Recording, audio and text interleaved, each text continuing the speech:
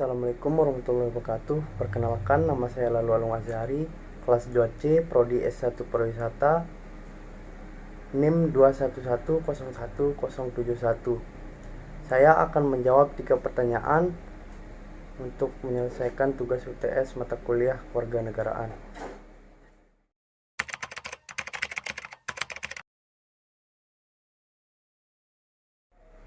Indonesia sebelum merdeka. Jauh sebelum itu, wilayah yang kini disebut Indonesia lebih dikenal dengan sebutan Nusantara. Indonesia hampir tidak pernah luput dari penjajahan bangsa asing. Bukan hanya satu negara, tetapi 6 negara yang menjajah Indonesia, antara lain Portugis, Spanyol, Belanda, Prancis, Inggris, Jepang. Sejak masa penjajahan tersebut, banyak masyarakat Indonesia yang mati kelaparan, kekurangan gizi, dan lain sebagainya. Masyarakat hidup dengan sengsara karena penjajah. Banyak yang tidak bersekolah karena sekolah milik penjajah. Masyarakat dipaksa bekerja tanpa mengenal waktu dan tidak dapat upah. Akibat penjajah yang menyakitkan tersebut, lalu bangkitlah semangat seluruh lapisan masyarakat untuk melawan penjajah. Pada waktu itu, para pahlawan bersatu, bekerja sama dengan rakyat untuk mendapatkan kemerdekaan. Ada banyak peristiwa penting yang terjadi, harta dan nyawa yang dikorbankan untuk memperjuangkan kebebasan negara Indonesia. Indonesia sudah merdeka. Saat setelah merdeka, Indonesia juga masih dalam keadaan menderita saat Belanda ingin menegakkan kembali kejayaannya di Indonesia. Tapi hal itu berakhir setelah perundingan KMB, dan saat itu Indonesia sudah agak sejahtera, tetapi belum memiliki gelar negara maju. Pasca proklamasi kemerdekaan tanggal 17 Agustus 1945, kondisi masyarakat Indonesia belum stabil, dengan masih sangat kacau, baik dalam bidang sosial, ekonomi maupun politik. Krisis sosial yang terjadi di masyarakat terlihat dari kemiskinan hingga ke tindak kriminal yang meningkat. Setelah 100 tahun Indonesia merdeka, kualitas manusia Indonesia meningkat dengan pendidikan yang semakin tinggi dan merata, kebudayaan yang kuat, derajat kesehatan, usia harapan hidup, dan kualitas hidup yang semakin baik, produktivitas yang tinggi, serta kemampuan penguasaan ilmu, pengetahuan, dan teknologi yang luas. Selain itu, Indonesia akan menjadi negara maju dan salah satu ekonomi terbesar di dunia dengan digerakkan oleh investasi dan perdagangan, industri pariwisata maritim, dan jasa, serta didukung oleh infrastruktur yang andal dan ketahanan pangan, energi, dan air yang kuat. Komitmen terhadap lingkungan hidup terus dijaga bagi keberlanjutan pembangunan. Pemerataan pembangunan semakin luas dengan pendapatan yang semakin merata bagi seluruh lapisan masyarakat. Kesenjangan antar wilayah yang semakin kecil.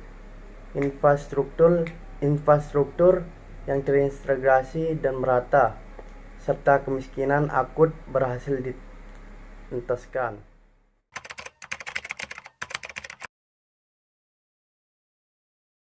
Materi yang perlu dipelajari dalam mata kuliah kewarganegaraan yaitu yang pertama, pengetahuan kewarganegaraan yang mencakup bidang politik, hukum, dan moral.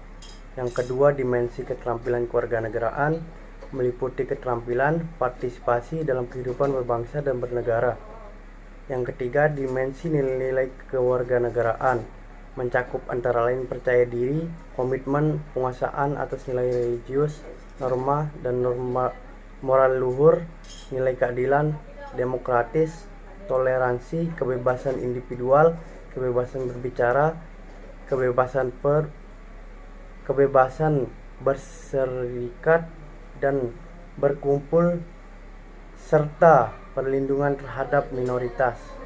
Dijelaskan pula bahwa seorang warga negara perlu memiliki pengetahuan yang baik tentang warga negara terlebih dahulu, terutama pengetahuan di bidang politik, hukum, dan moral dalam kehidupan bermasyarakat, berbangsa, dan bernegara. Selanjutnya, seorang warga negara perlu memiliki keterampilan secara intelektual dan partisipatif dalam kehidupan bermasyarakat. berbangsa dan bernegara. Pada akhirnya, hasil belajar berupa pengetahuan dan keterampilan itu akan membentuk suatu watak atau karakter yang mapan, sehingga menjadi sikap dan kebiasaan hidup sehari-hari yang mencerminkan warga negara yang baik, cerdas, dengan memperlihatkan sikap religius, toleran, jujur, adil, demokratis, menghargai perbedaan, menghormati hukum, menghormati HAM, memiliki semangat kebangsaan, rasa kesetiakawanan.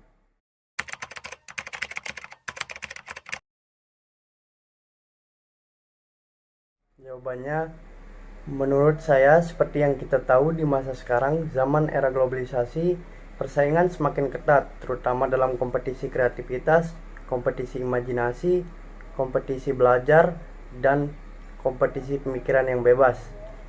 Sebagai warga negara yang baik dan cerdas, di zaman sekarang kita harus pintar-pintar dalam hal persaingan, dalam kompetisi kreativitas sebagai sebuah proses atau kemampuan untuk mengembangkan atau memperkaya suatu gagasan-gagasan atau karya baru, menemukan segala sesuatu yang baru dan berbeda dari orang lain, mengasah potensi diri dalam bidang kreatif dan inovatif.